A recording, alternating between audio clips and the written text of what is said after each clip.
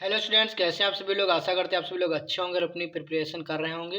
तो class 10th के विद्यार्थियों के लिए मैं जो सेट की श्रृंखला लेकर आ रहा हूं मैथ की, यहाँ पे ये सेट नंबर आपके सामने 5 आ गया है और 2 सेट और बचे हैं। बस 7 सेट आप लोग तैयार कर लीजिए, आपका बहुत अच्छा एग्जाम जाने वाला है। तो इसका हम करा रहे हैं सॉल्यूशन 822 और बीजेड जिसका कोड है। तो देर ना करते हुए सीधे स्टार्ट करते हैं। अगर इसके पहले की वीडियोज नहीं देखे तो उनको ज़रूर चैनल पे जाके देख लें, और आप लोग प्लेलिस्ट में सभी चारों सेटों को आप लोग पहले वाले देख के तब आएँ।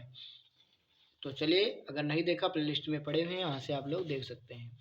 तो पहला प्रश्न आप सभी के सामने आ गया है कि संख्याओं 96 और 404 का एचसीएफ 4 है, तो उसका एलसीएम पूछा है। तो देखो, फार्मूला क्या होता है। फार्मूला हमसे पूछा गया लासा। फार्मूला होता है मासा गुणे लासा बराबर पहली संख्या गुणे दूसरी संख्या।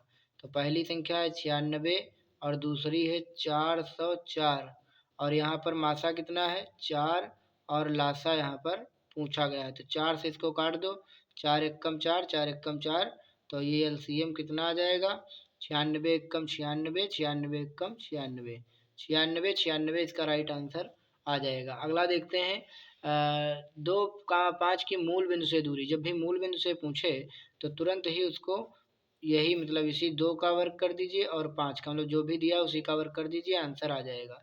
क्योंकि 0 0 अगर मूल बिंदु लोगे भी 0, 0, तो 5 2 में से 0 जाएगा तब भी 2 बचेगा, 5 से 0 जाएगा तब भी 5 बचेगा। 2 दूनी 4, 5 25, 25 और 4 कितना आ जाएगा √29, यानी 29 आ जाएगा। 29 मात्रक इसका राइट आंसर आ जाएगा। अगला देखते हैं, √2 प्लस tan 45। तो इसका तो tan 45 का मान 1 होता है, तो √2 + 1 इसका राइट आंसर होने वाला है सी विकल्प। तो अगला देखते हैं, sec square theta minus tan square theta, ये पूछा गया है इसमें। तो ये तो सर्वसम्मिका ही होती है। Sec square theta minus tan square theta का मान होता है 1। ठीक, cosec square theta minus cot square theta का मान होता है 1। Sine square theta plus cos square theta का मान होता है 1। तो ये हो गए क्वेश्चन नंबर हमारे 1 2 3 4 5। और अब देखते हैं नेक्स्ट, जो मतलब चौथा ये तो हो ही गया। पांचवा देखते हैं, 2x + 3y = 11 में x बराबर 1 है तो y का मान बताओ। तो यहाँ पे 2 और x की जगह रख लेंगे 1 और प्लस 3y = 11। तो ये 3y और उधर आ गया 11, ये 2 कम 2 इस साइड जाएगा घट जाएगा, तो 3y बराबर आ जाएगा 9, 3 3 हो गया 9, तो y का मान आ गया 3। तो y का मान 3 आ गया, यही हमसे पूछा था। नेक्स्ट है क्वेश्चन नंबर 6, 21 18 15 का वह पद जिसका मान -81 है। तो यहाँ पर ये देखिए, प्रथम पद यहाँ पर 21 दे दिया गया है। सर्वांतर कितना है 18 में से 21 घटाओगे तो आएगा ये माइनस का 21, मतलब माइनस का 3 आएगा। 18 2 बेसिक 21, और कह रहा है जिसका मान 81। मान लो नवा पद -81, यानी an बराबर दिया है माइनस का 81। और अब यहाँ पे लगाएंगे फार्मूला। an का क्या होता है, an बराबर a + n-1 into D. N का मान है -81 बराबर ए का मान है 21 प्लस n-1 और इंटू डी का मान है माइनस का 3। तो ये भाई माइनस का 81, ये 21 आएगा इधर, ये भी माइनस का हो जाएगा, और n-1 इंटू माइनस का 3। तो ये हो गया 2 8 2 10, माइनस का 102 n-1 इंटू माइनस का 3। माइनस से माइनस गया, 3 1 कम 3, 3 3 9 बचाएगा, 3 चक्कू 12। तो n-1 बराबर 34, और n बराबर 34 प्लस 1 कितना आ जाएगा 35, 35 इसका राइट आंसर, करेक्ट आंसर 35वां पद जो है -81 होगा। अगला देखते हैं, एक थैले में 2 नीली 3 सफ़ेद 4 लाल गेंदें हैं। इस थैले में एक गेंद अचानक निकाली जाती है, इसके लाल नहीं होने की प्रायिकता। तो देखो, लाल नहीं होंगी तो लाल को छोड़ दो, कितनी बची नीली सफ़ेद जोड़ लो, 3 2 हो गया 5, और टोटल कितनी है 3 2 5 4 9। तो 5/9 इसका राइट आंसर आएगा, जो कि विकल्प नंबर 1 है।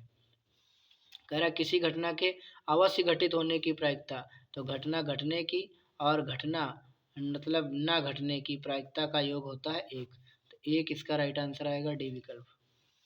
फिर देखते हैं नेक्स्ट क्वेश्चन। नेक्स्ट क्वेश्चन आप सभी साथियों के सामने है। कह रहा डी समांतर है बीसी के, ये समांतर है इसके बीसी के, तो इसमें थेल्स में लग जाएगी। तो डी बटे बीसी पूछा है, मैंने पूछा गया है डी बटे बीसी का मान पूछा गया है। तो यहाँ पे देखेंगे इसको कैसे लगाएंगे। तो इसको मैं देखो ये पूरा त्रिभुज है, त्रिभुज ले लेंगे कौन सा, ए डी ई व त्रिभुज ए बी सी में। तो इसमें देखेंगे कि ये जो कोण है ये दोनों में कॉमन है, कोण ए बराबर कोण ए, ये उभयनिष्ठ हो गया, उभयनिष्ठ। ठीक है, तो ऑब्जेक्टिव है तो मैं ऐसे ही बता रहा हूँ, उभयनिष्ठ हो गया। और उसके बाद में ए डी ई में ये वाला एंगल और ये वाला एंगल बराबर है, ये वाला एंगल ये एंगल बराबर है, यानी ये समरूप होगा। जब समरूप होगा तो हम करेंगे क्या, हमको निकालना है डी। ठीक, तो डी बटे बी सी, तो हम यहाँ पे डी लिख लेंगे, इस त्रिभुज की ले लेंगे डी छोटे त्रिभुज की, तो फिर बड़े त्रिभुज की ले लेंगे नीचे वाली, मतलब आधार, तो आधार तो डी बटे बी सी। फिर इसका ले लेंगे ये वाला भाग, अगर इतना ए डी, तो इसका ले लेंगे ये पूरा भाग, इस ये वाला पूरा माने ए बी, यानी ए बी कितना है, ए बी। ठीक, और देखो यहाँ पे डी बटे बी सी निकालना है, ए डी का मान कितना है, ए डी का मान है 3 और टोटल मान कितना है 6 3 9, तो ये आ जाएगा 3 एक कम 3 3 3 9, मैंने डी बटे बी सी का मान कितना आ जाएगा 1/3 आ जाएगा। ठीक, जो कि ऑब्जेक्टिव था, तो मैंने ऑब्जेक्टिव के जैसा ही जल्दी बताने का प्रयास किया है। अगला यहाँ पे देखेंगे, एक बिंदु क्यों से एक वृत्त पर स्पर्श रेखा की लंबाई 24 सेंटीमीटर है। क्यों से एक बिंदु, क्यों से एक वृत्त पर, जैसे कि यहाँ पे एक हम वृत्त बनाएंगे, ये वृत्त हो गया, एक बिंदु यहाँ पर क्यों हो गया, क्यों से एक वृत्त पर स्पर्श रेखा की लंबाई 24 सेंटीमीटर तथा क्योंकि केंद्र से दूरी 25 सेंटीमीटर है। तो आपसे पूछा गया है वृत्त की त्रिज्या आपको बताना है, मैंने यहाँ पे ये वृत्त है, इसका केंद्र वो है, ये क्यों है, इस तरीके से हो गया, ये लंब हो गया। यहाँ पे थोड़ा चित्र गलत बन गया है, एक बार फिर से देख लीजिए, ये हो गया वृत्त, इसका केंद्र ओ हो गया, और यहाँ पे ये त्रिज्या हो गई, और स्पर्श रेखा तो सीधी जाएगी ऐसे, और इस तरीके से ये होगा। क्यों बिंदु ये दिया है 25 और ये दिया है 24। ठीक, यहाँ पे स्पर्श रेखा की लंबाई 24 और केंद्र क्यों से केंद्र की दूरी 25, तो वृत्त की त्रिज्या ये पूछ लिया है।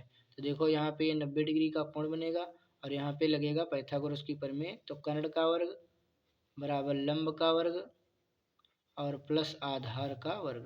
तो ये 25 25 625, 24 24 576 और प्लस आर स्क्वायर, 625 माइनस 576 बराबर आर स्क्वायर। 15 में तो 6 गया 9, और यहाँ बचेगा 11 में से 7 गया 4 49, तो ये आ जाएगा, अंडर रूट लगाओगे तो 7 सेंटीमीटर इसका राइट आंसर आने वाला है। ठीक, अब देखते हैं नेक्स्ट क्वेश्चन। 10 प्रश्न हो गए हैं ऑब्जेक्टिव। 11वां देखते हैं, त्रिज्या 6 सेंटीमीटर वाले वृत्त के एक त्रिज्यखंड जिसका कोण 30 है संगत चाप की माप होगी। चाप पूछा है, त्रिज्या कितनी दे दिया है, त्रिज्या दे दिया है 6 सेंटीमीटर, थीटा दे दिया है 30 अंश, और त्रिज्यखंड के चाप की लंबाई पूछ लिया, तो क्या होता है थीटा बटे 360, चाप निकालना है 2πr, 30/360, क्षेत्रफल पूछता पाई आर स्क्वायर लिखते, कौन चाप पूछा 2πr, 2 पाई का मान 22/7 और आर का मान 6, 0 0 गया, 3 गया 12 बार, 2 और ये 6 दूनी 12 और 2 से 2 कट गया, तो बचा कितना 22/7, यानी कि पाई ही बच गया।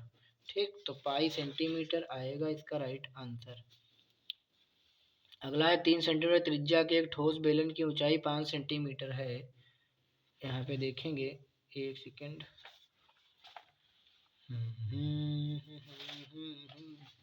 कह रहा 3 सेंटीमीटर त्रिज्या के एक ठोस बेलन की ऊंचाई, एक बेलन है हमारे पास में और इसकी त्रिज्या कितनी है, त्रिज्या कितनी है 3 सेंटीमीटर, त्रिज्या है 3 सेंटीमीटर, ठोस बेलन की ऊंचाई कितनी है 5 सेंटीमीटर, ऊंचाई है 5 सेंटीमीटर।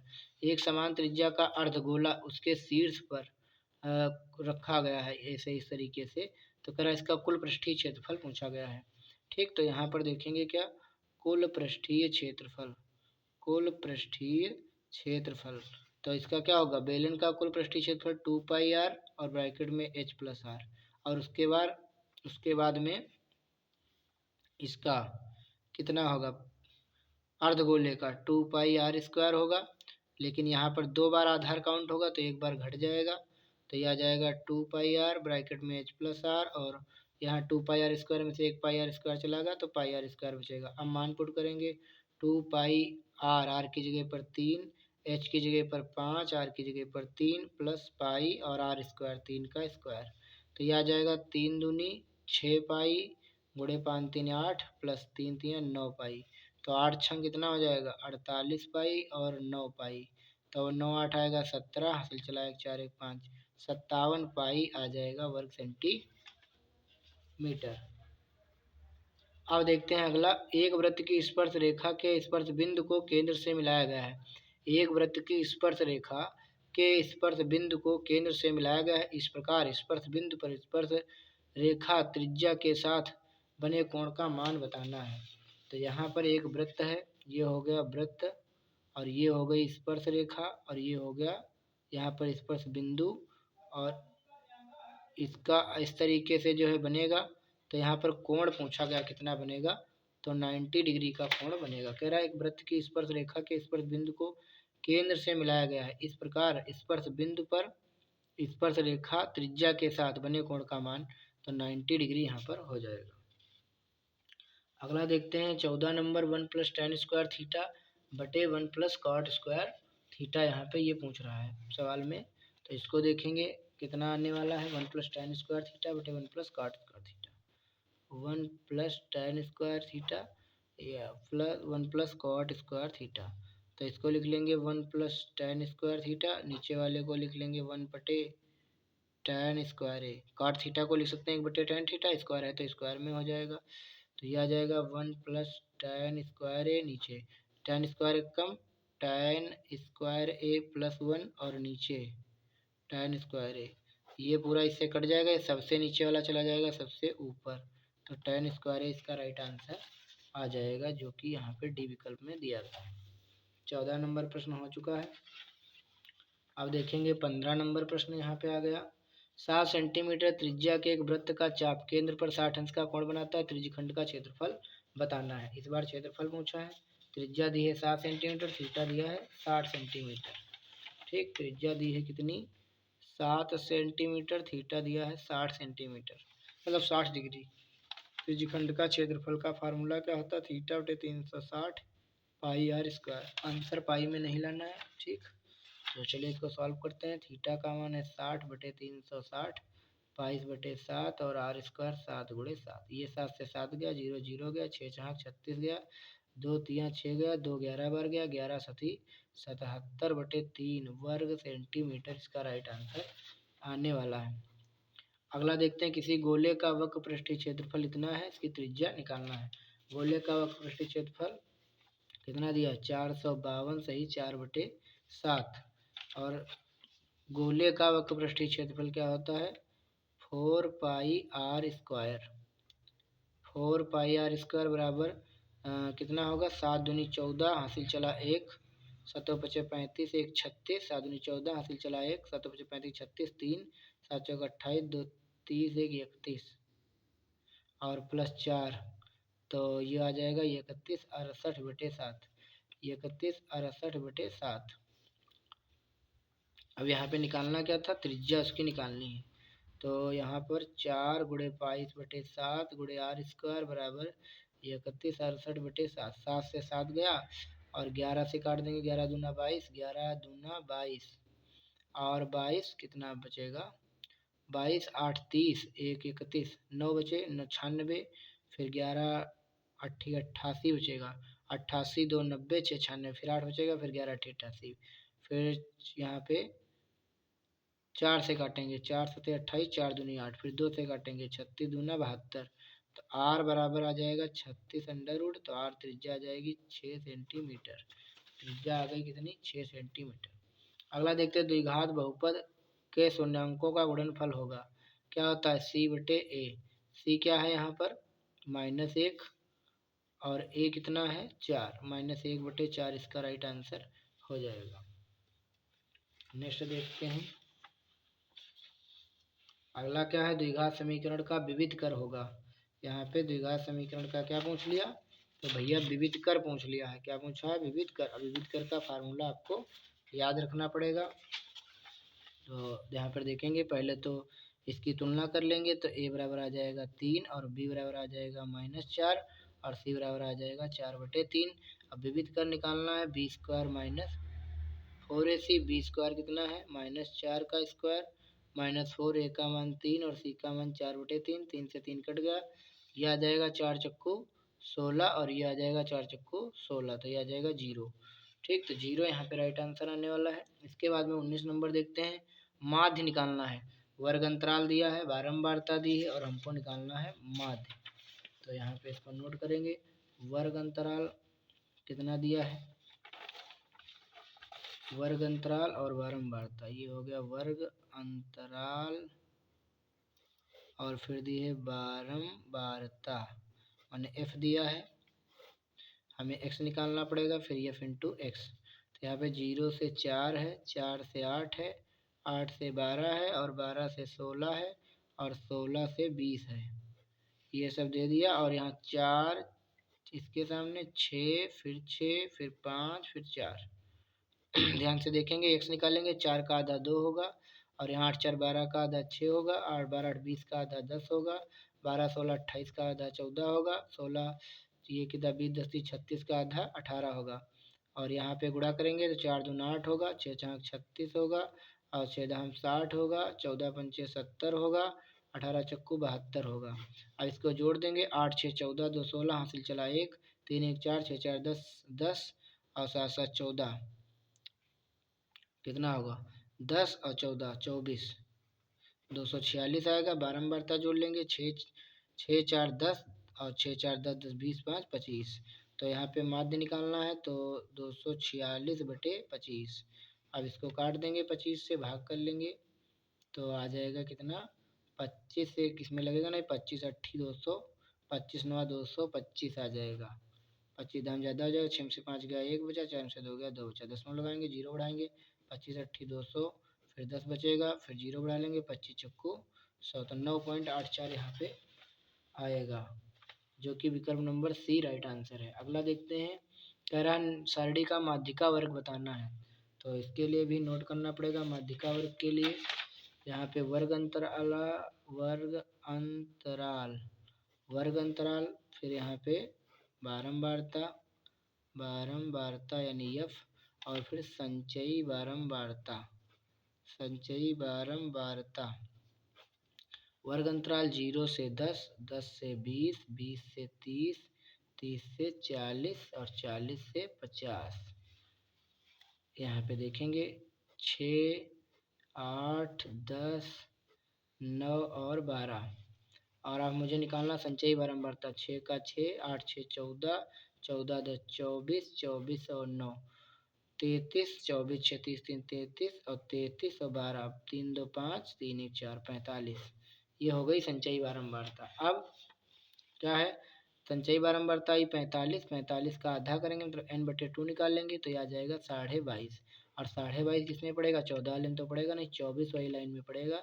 इसको गोल करेंगे तो माध्यिका वर्ग हो जाएगा 20 से 30, तो माध्यिका वर्ग आएगा 20 से 30, जो कि बी विकल्प में दिया गया है। तो यहाँ पे 20 क्वेश्चन ऑब्जेक्टिव के कंप्लीट हुए हैं लगभग 20 मिनट में, और ये कुछ थे भी टिपिकल क्वेश्चन।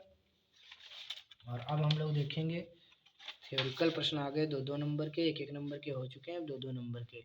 एक बिंदु 0,1 बिंदु इतने इतने से समदूरस्थ है, x के मान हमको निकालना है। यहाँ पे मान लेंगे a पॉइंट है, यहाँ पे मान लेंगे b पॉइंट है, a का दिया है 5, -3 और इसका x, 6, ये जो है इन बिंदुओं से समदूरस्थ है, मतलब यहाँ पे एक बिंदु p है 0,1, तो ये दूरी और ये दूरी क्या होगी, बराबर होगी, यानी AP बराबर होगा BP, AP का मान √5 - 0 यानी 5 का वर्ग प्लस -3 - 1 का वर्ग बराबर √x - 0 x का स्क्वायर प्लस 6 - 1 यानी 5 का वर्ग। ठीक, वो तो आप जानते होंगे, मतलब x1 इसको मान लेंगे x1 y1, इसको x2 y2, तो x1 में से इसको घटाएंगे तो 5 ही बचेगा, -3 - 1 -4 हो जाएगा।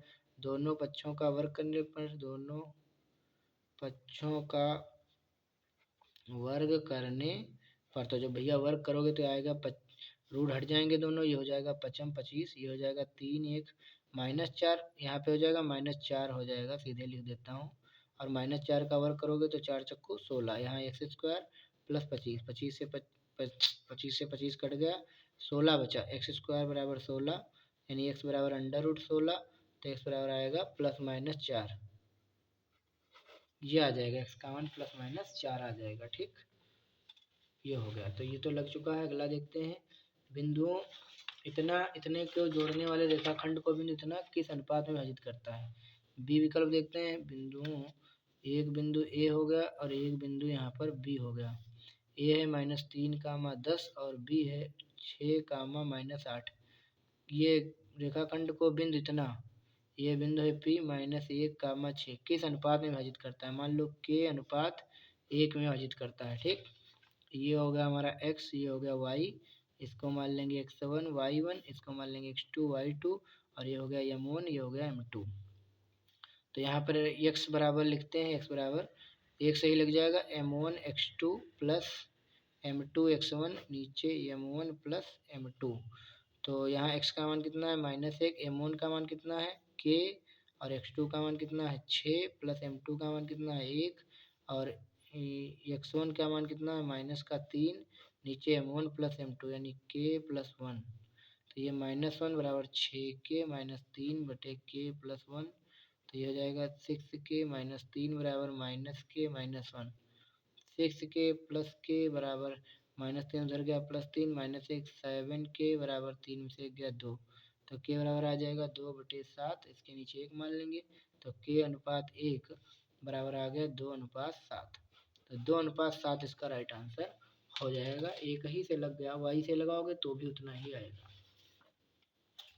अब यहाँ देखते हैं नेक्स्ट क्वेश्चन, सिद्ध करना है 1 - tan स्क्वायर ए 1 - tan और 1 - cot ए का होल स्क्वायर बराबर tan स्क्वायर ए लाना है। ठीक, तो इसको हम LHS लेकर चलते हैं।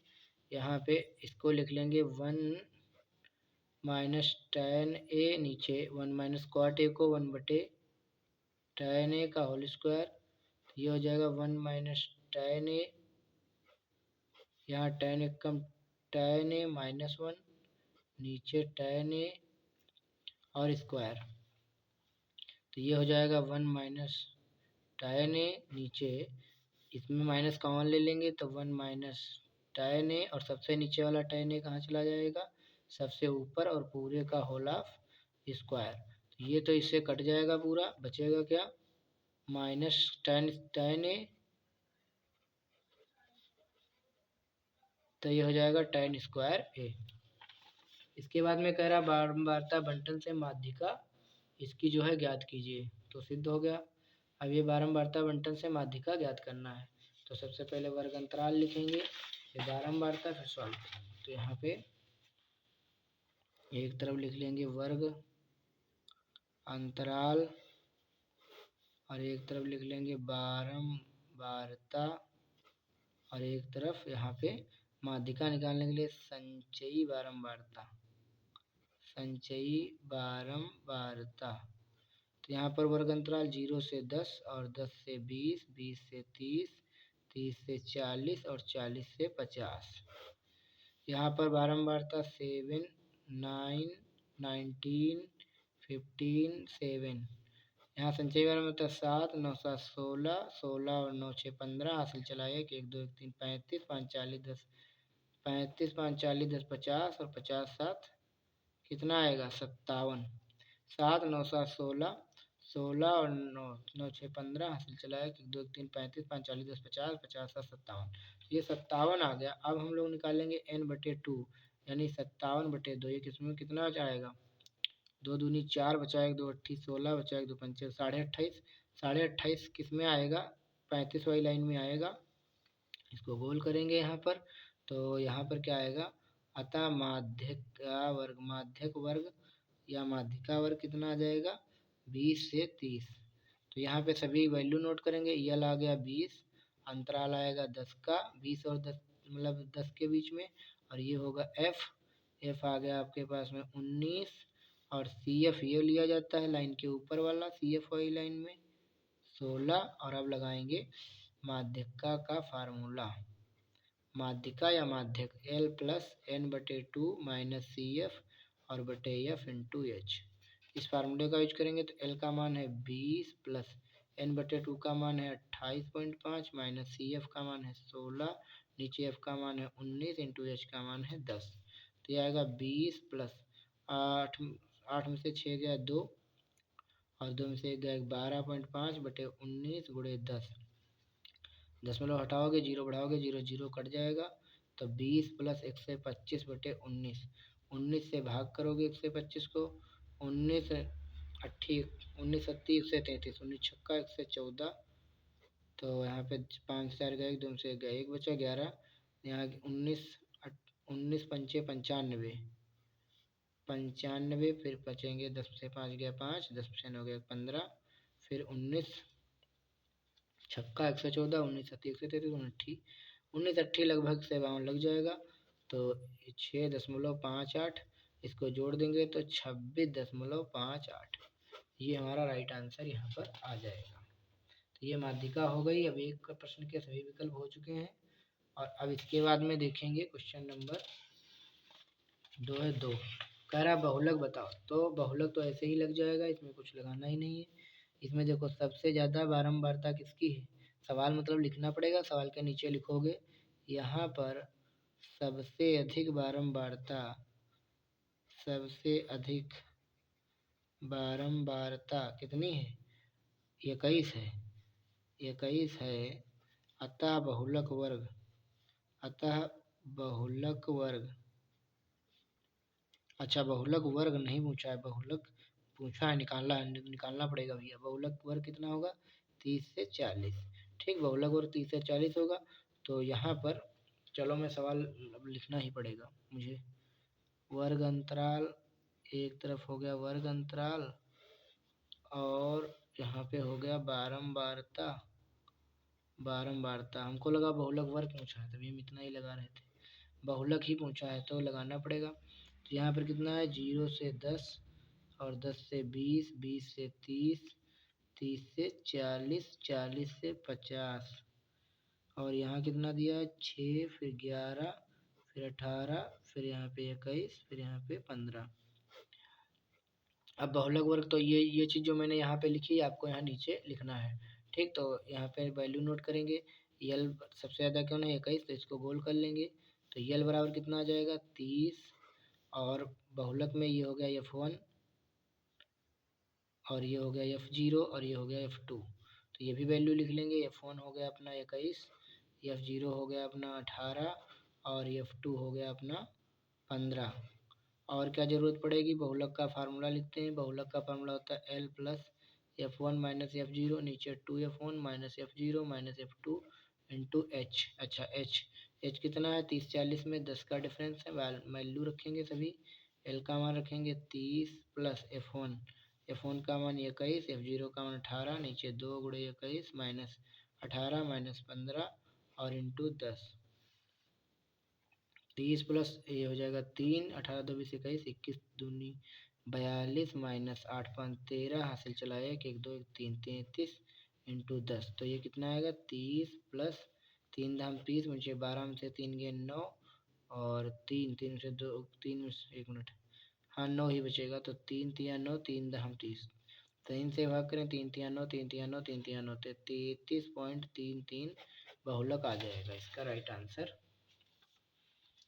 तो ये भी हो गया अपना। कह रहा सिद्ध कीजिए किसी बाह्य बिंदु से वृत्त पर खींची गई स्पर्श रेखाओं की लंबाइयाँ समान होती हैं। तो इसको भी सिद्ध कर देते हैं। ये हो गया अपना वृत्त, और यहाँ पर कोई बिंदु मान लिया P हो गया, एक स्पर्श रेखा ये खींच दिया A, और एक खींच दिया ये B, और ये हो गया अपना केंद्र O। ये 90 डिग्री का एंगल हो गया, अर्धवृत्त में बना कोण, इसको हमने इससे मिला दिया। तो हम यहाँ पे इसको सिद्ध करना है। तो यहाँ पे कैसे लगाएंगे, यहाँ पे लिखेंगे दिया है एक वृत्त है जिसका केंद्र O है, ठीक, जिस पर दो स्पर्श रेखाएं PA व PB हैं तथा स्पर्श बिंदु A व B हैं। इतना लिखने के बाद में रचना लिखेंगे। रचना में क्या लिखेंगे, पी को ओ से मिलाया। ठीक, इसके बाद में उपपत्ति करेंगे। उपपत्ति में क्या लिखेंगे कि देखो त्रिभुज पी पी पी ए ओ, त्रिभुज पी ए ओ व त्रिभुज पी बी ओ में इसमें क्या है, कोण ए बराबर कोण बी है। तो ये किस लिए बराबर है, क्योंकि प्रत्येक 90 डिग्री के हैं इसलिए। उसके बाद में ये वाली बराबर है त्रिज्या। यहाँ पे क्या कह सकते हो, ओ ए बराबर ओ बी, क्योंकि एक ही वृत्त की त्रिज्या है, एक ही वृत्त की त्रिज्याएं हैं, इसलिए ये बराबर है। इसके बाद में ये वाली जो भुजा है पी ओ, एक मिनट दिखाई रहा, ये तो त्रिज्याएं बराबर हो गई। अब ये जो आप लोग देख रहे हैं ये वाली भुजा भी क्या है, बराबर, क्योंकि ओ पी बराबर ओ पी एक कॉमन है, उभयनिष्ठ। ओ पी बराबर ओ पी, ये है उभयनिष्ठ भुजा, उभयनिष्ठ भुजा। तो अब भैया क्या ये देखो, ये है कर्ण, एक हिसाब से कर्ण है, तो इसको हम लोग यहाँ पे नियम लगाएंगे, आर एच एस सर्वांग समता नियम से, आर एच एस सर्वांग समता नियम से त्रिभुज पी ए ओ सर्वांगसम है त्रिभुज पी बी ओ के। और जब सर्वांगसम होता है ये पूरा त्रिभुज इसके, ये वाला इसके बराबर, ये कोण इसके बराबर, ये भुजा इसी के बराबर, तो ये भुजा भी इस भुजा के क्या होगी, बराबर, यानी पी ए बराबर, अतः पी ए बराबर पी बी, पी ए बराबर पी बी मतलब by C P C T, यानी सर्वांगसम त्रिभुजों की संगत भुजाएं भी आपस में क्या होती हैं, बराबर। या तो इंग्लिश में लिख दिए तो हिंदी में लिख दीजिए कि सर्वांगसम त्रिभुजों की संगत भुजाएं भी बराबर होती हैं। और यही हमको सिद्ध करना था। दैट प्रूव्ड कि ये जो है पी ए बराबर पी बी, ये स्पर्श रेखाएं हैं, स्पर्श रेखाएं किसी बाह्य बिंदु से, अतः किसी बाह्य बिंदु से, अतः किसी बाह्य बिंदु से वृत्त पर खींची गई स्पर्श रेखाओं की लंबाइयाँ समान होती हैं, समान होती, ये भी हो गया। अब इसके बाद में यहाँ पर देखेंगे नेक्स्ट क्वेश्चन, किसी त्रिभुज की भुजाएं 3 सेंटीमीटर, 6 सेंटीमीटर, 8 सेंटीमीटर तथा दूसरे त्रिभुज की भुजाएं क्रमशः इतनी इतनी सिद्ध कीजिए त्रिभुज समरूप होंगे, ये हमको सिद्ध करना है। ठीक, तो इसके लिए देखते हैं क्या है। एक त्रिभुज की भुजाएं, एक त्रिभुज की भुजाएं क्या दी हैं, 3 6 8, 3 दिया है, 6 दिया है, मान लिया 8 दिया है, ए बी सी। और दूसरा त्रिभुज है उसकी भुजाएं कितनी दी हैं, क्रमशः 4.5, 9 और 12। तो ये हमको सिद्ध करना है कि ये समरूप होंगे त्रिभुज पी क्यू आर। तो यहाँ देखो देखो 3 है, 3 का इसमें कोई डबल मिल रहा है अनुपात 3, और इसका अनुपात 6 और 9 का, 8 और 12 का। तो यहाँ पर लिखेंगे त्रिभुज ए बी सी व त्रिभुज पी क्यू आर में देखो ए बी बटे क्या करेंगे पी क्यू, इसकी ये भुजा लेंगे तो इसकी भी ये भुजा लेंगे पी क्यू। तो कितना आएगा, ए बी का मान है 3, पी क्यू का है 4.5, 10 में उठाएंगे 0 बढ़ाएंगे तो कितने से काट देंगे, 5 छक्का 30, 5 9 45, 3 दूनी 6, 3 तिया 9, मतलब 2/3 आ जाएगा, यानी 15 दूनी 30, 15 तिया 45। फिर इसी प्रकार ये भुजा लेंगे, अगर सबका अनुपात बराबर आ जाएगा बी सी बटे क्यू आर, तो बी सी कितना है 6, क्यू आर कितना है 9, 3 दूनी 6, 3 तिया 9, 2/3 आ गया। इसी प्रकार फिर लेंगे ए सी बटे पी आर, ए सी बटे पी आर, तो यहाँ भी 8/12, 4 दूनी 8, 4 तिया 12। तो यहाँ पर क्या आ रहा है, चूंकि यहाँ पर क्या आ रहा है, भुजाएं सभी समानुपाती आ रही है, बी बटे पी क्यू बराबर बी सी बटे क्यू आर बराबर ए सी बटे पी आर। तो यहाँ पर साइड साइड साइड सर्वांग समता नियम से, यहाँ पे सर्वांग समता नियम से त्रिभुज ए बी सी समरूप है त्रिभुज पी क्यू आर के। सर्वांग समता नहीं, समरूपता नियम से यहाँ लिख लेना, समरूपता नियम से, समरूपता नियम से। ठीक, भुजा भुजा भुजा समरूपता नियम से त्रिभुज ए बी सी त्रिभुज पी क्यू आर के क्या है, समरूप है। ठीक, अगला देखते हैं क्वेश्चन सिद्ध हो गया। किसी भिन्न के अंश और हर में एक जोड़ने पर वह 4/5 हो जाती है। यदि अंश और हर में से 5 घटाया जाए तो उसका मान 1/2 हो जाता है। तो इसको यहाँ पे कॉपी पे लगाना पड़ेगा। यहाँ पे क्या कह रहा है, भिन्न के अंश और हर में, तो यहाँ पर सबसे पहले भिन्न मानेंगे। यहाँ पे डी विकल्प माना, माना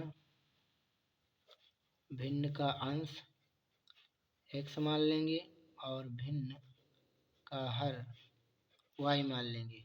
तो भिन्न क्या बनेगी, अंश बटे हर x बटे y। और कह रहा है कि अंश और हर में एक जोड़ने पर वह 4/5 हो जाती है। शर्त पहली, अंश और हर में एक जोड़ने पर वह 4/5 हो जाती है। तिरछी गुणा करेंगे, 5x + 5 बराबर 4y + 4, 5x - 4y बराबर 4 - 5, 5x - 4y बराबर -1। समीकरण नंबर 1। अगली बार क्या कह रहा है, यदि अंश और हर दोनों में से 5 घटा दिया जाए, अंश और हर में से 5 घटाया जाए तो भिन्न 1/2 हो जाती है। माने अगर यहाँ पे शर्त दूसरी देखेंगे, क्या कह रहा है, अंश और हर दोनों में से 5 घटाया जाए तो वह 1/2 में बदल जाती है। तो 2x - 10 y - 5, तो 2x - y बराबर, ये 10 उधर जाएगा, प्लस का हो जाएगा, तो 2x - y बराबर 5। समीकरण नंबर 2। अब लगाएंगे समीकरण 1 व 2 से। तो समीकरण 1 व 2 से इसको ऊपर लिख लेंगे 2x, इसको ऊपर लिख लेंगे 5x - 4y बराबर -1, और इधर 2x - y बराबर 5। तो यहाँ पर माइनस लगाएंगे, ये प्लस ये माइनस, ये 5 से 2 गया 3x। 1 मिनट, कटेगा नहीं भाई, ध्यान नहीं दिया। यहाँ पर देखो कुछ बराबर तो करना पड़ेगा, ये 4y, इसमें भी 4y बनाना पड़ेगा। तो समीकरण 2 को 4 से गुणा करने पर तो 4 दूनी 8x, 4 एकम 4y, और 4 पंचे 20, और ये 5x - 4y बराबर -1। यहाँ माइनस लगाएंगे, यहाँ प्लस, यहाँ भी प्लस। तो ये 8x में से 5x गया 3x, और 6 तो कट गया, और इधर आएगा 20 और 1 21, 3 7 21, तो x बराबर आ गया 7। और x का मान रख लेंगे समीकरण 1 में, मतलब 2 में, समीकरण 2 से 2x की जगह पे 7 -y बराबर 5, 2 7 14, और ये 5 इधर लाएंगे और माइनस वाई उस साइड जाएगा, प्लस वाई। 14 में से 5 गया, कितना आ गया 9। तो भैया भिन्न क्या बन गई, भिन्न क्या थी, x बटे वाई यानी 7/9। ये राइट आंसर यहाँ पर हो चुका है। अगला देखते हैं कि ये हो गया। समीकरण का हल कीजिए।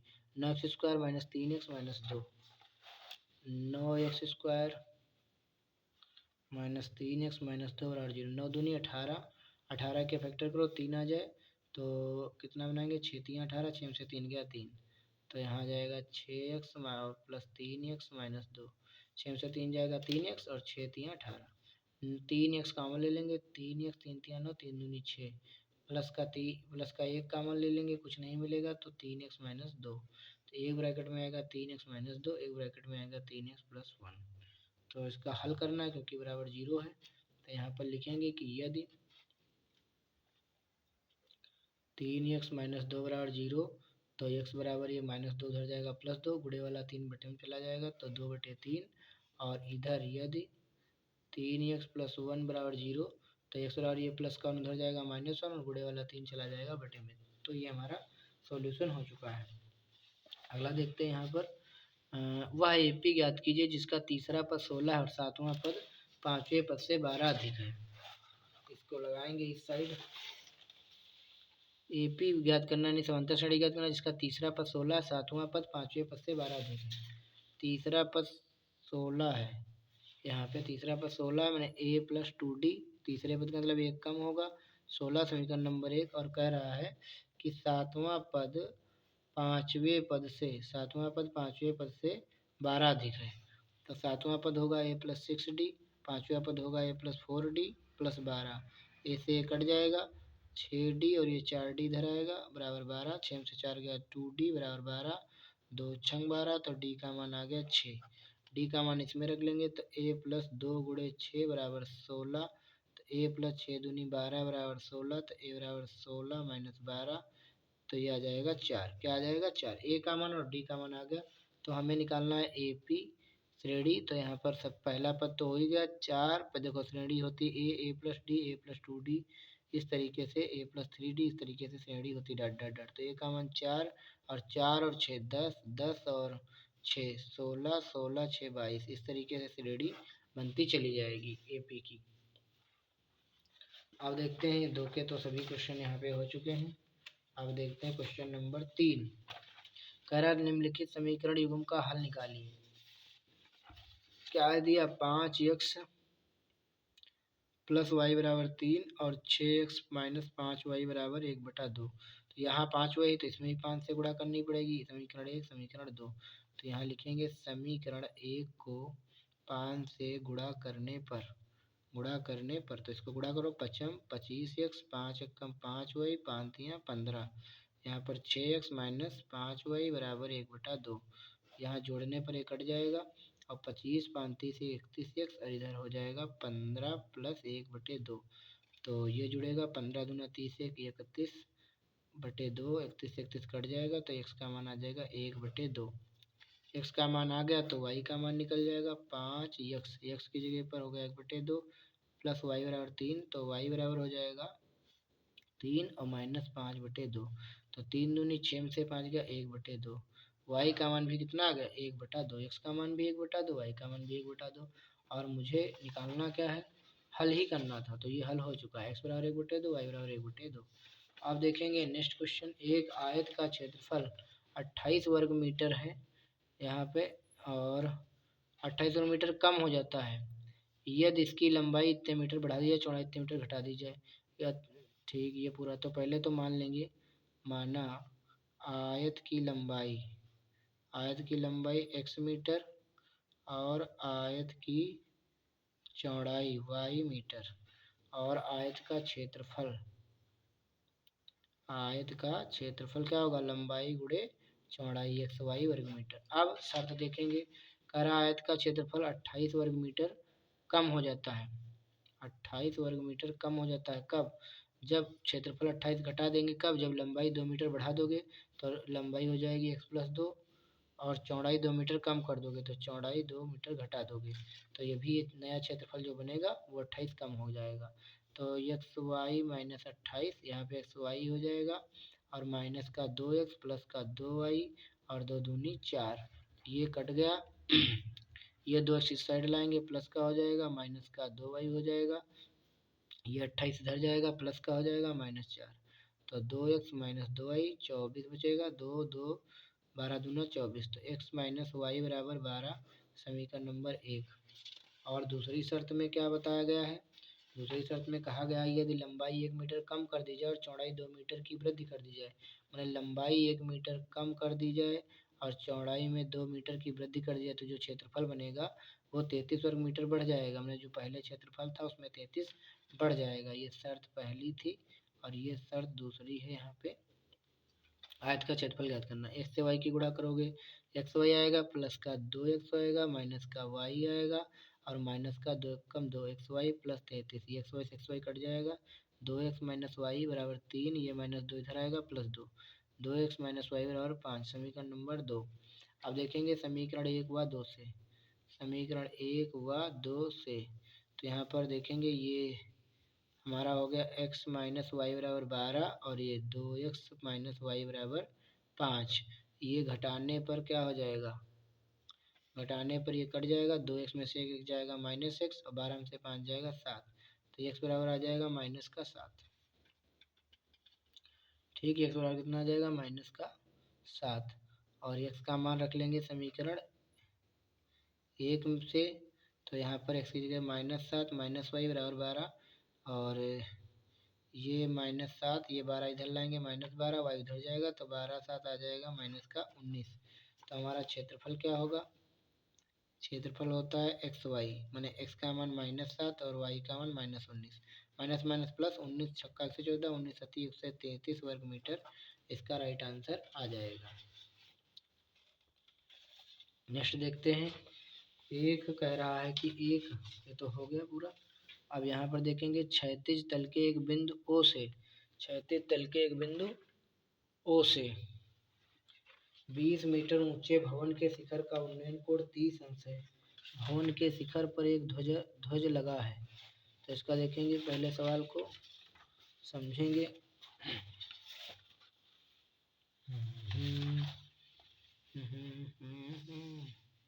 क्षैतिज तल के एक बिंदु ओ से 20 मीटर ऊंचे भवन के शिखर का उन्नयन कोण 30 अंश है। क्षैतिज ब्लर कर गया।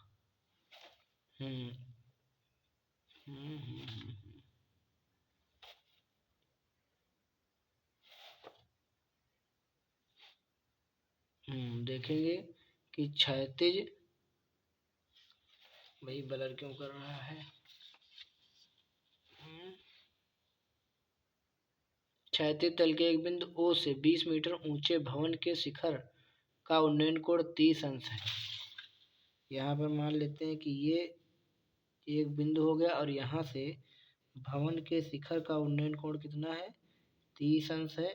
और इसके बाद ये 20 मीटर ऊंचा भवन है और भवन के ऊपर एक शिखर पर एक ध्वजा लगा है।